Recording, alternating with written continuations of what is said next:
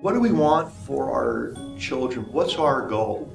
Our goal is to have productive citizens that are going to be part of thriving communities. So how do we get from here to there? As we grow up and as we move into becoming functioning members of society, our mental health is an important part of how we perform our responsibilities as adults. Mental health can't be separated out from cognitive development and language development and kind of social competence.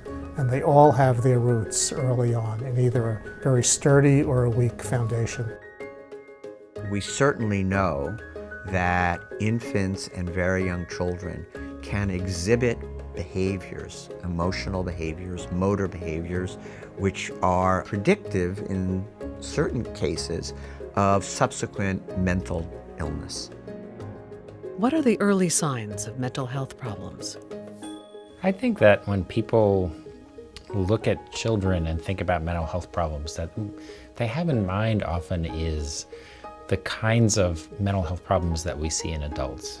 They're looking to see the equivalent of a depressed adult in a child or the equivalent of a schizophrenic adult in a child. And I think that because of the nature of development, that when children have mental health problems, they just look different.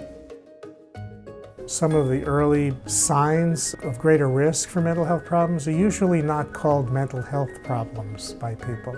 They're usually called, things like behavior problems or a child who has difficulty controlling his emotions. Some of these may be early signs of what might be a mental health problem later, and some of which may be just differences among perfectly healthy children. So what does good mental health look like in a child? Good mental health looks like a child who's curious and interested in the world and wants to learn and can sit and reflect at times about what's going on. It's the ability to experience love, affection, emotions, get upset when things are upsetting, and bring yourself back into levelness without needing intense intervention.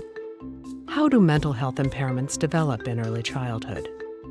21st century science at the molecular level is very clear that all aspects of brain function are the result of an interaction between genetics and experience.